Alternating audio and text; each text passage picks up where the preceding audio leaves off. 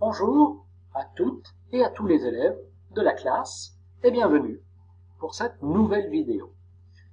Celle-ci est consacrée à un chapitre sur proposition d'un produit adapté, argumentation, présentation, démonstration, essai, traitement des objections, présentation du prix. Nous traitons ici d'une partie 1 sur proposition d'un produit adapté, argumentation, présentation, démonstration, essai. En termes de compétences, il s'agit d'être capable de sélectionner et de proposer une offre adaptée, d'argumenter, de répondre aux questions et de traiter les objections, de présenter le prix.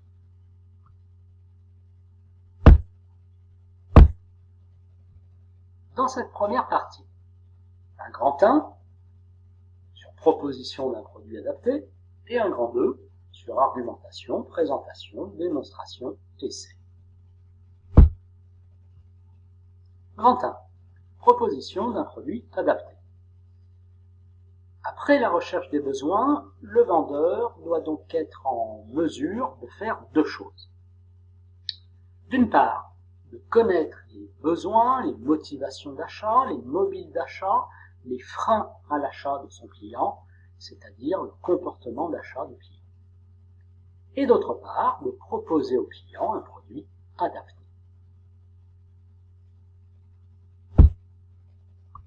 En 2, argumentation, présentation, démonstration, essai. Premièrement, vous savez, le vendeur doit argumenter. Alors, argumenter, c'est chercher à convaincre son client d'acheter. Pour construire ces arguments, le vendeur va utiliser la méthode CAP. Pour la méthode CAP, un argument, c'est une caractéristique du produit, caractéristique technique, commerciale, psychologique, plus un avantage apporté par cette caractéristique, plus une preuve. Donc, méthode CAP, argument égale caractéristique plus avantage plus preuve. Quant à l'argumentaire, c'est l'ensemble des arguments relatifs à un produit.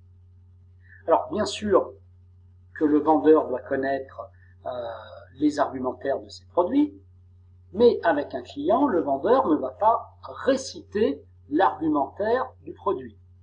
Le vendeur va en fait utiliser environ 3 ou 4 arguments adaptés au client.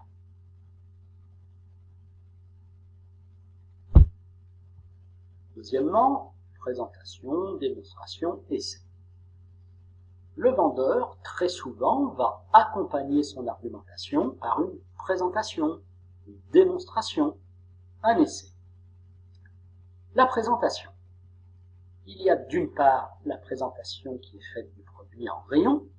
Il s'agit là du marchandisage de séduction, avec sa règle des 5 B, le bon produit, au bon endroit, au bon moment, en bonne quantité et au bon prix. Et il y a d'autre part la présentation du produit faite par le vendeur. Le vendeur ne doit pas présenter plus de 3 produits à son client en général. Sinon, celui-ci sera perdu et ne saura finalement plus quoi choisir. Pour présenter ces 3 produits, le vendeur va pouvoir suivre l'ordre suivant. Un produit A, c'est-à-dire un produit milieu de gamme, un produit intermédiaire. Un produit A-, c'est-à-dire un produit plus bas en gamme. Un produit A+, c'est-à-dire un produit plus haut de gamme. C'est la technique du parachute pour le produit A- et de la montée en gamme pour le produit A+.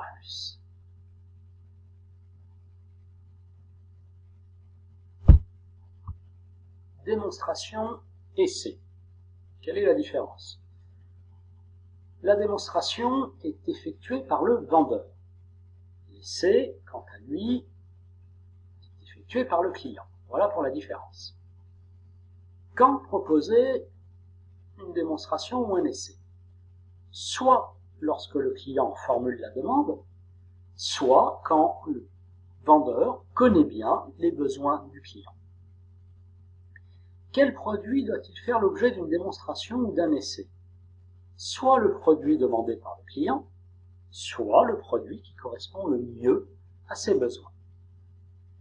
Vous pouvez donc le constater, les moyens à la disposition du vendeur pour accompagner, pour appuyer son argumentation sont variés. La démonstration, l'essai, l'essayage pour des produits textiles, prêt-à-porter, la dégustation pour des produits alimentaires, etc.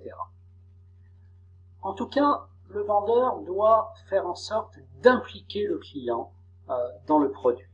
Le vendeur doit laisser le client toucher le produit et expliquer le produit dans ses conditions d'utilisation.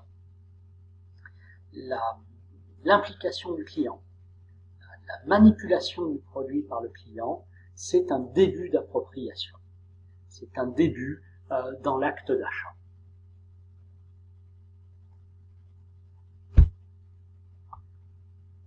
Cette première partie de chapitre touche donc à sa fin. Je vous remercie donc pour votre écoute et votre attention. Je vous souhaite bien sûr un bon travail et si vous souhaitez être tenu informé des prochaines mises en ligne, rien de plus simple, il vous suffit de cliquer sur le bouton s'abonner de ma chaîne YouTube. Au revoir et à bientôt pour une prochaine vidéo.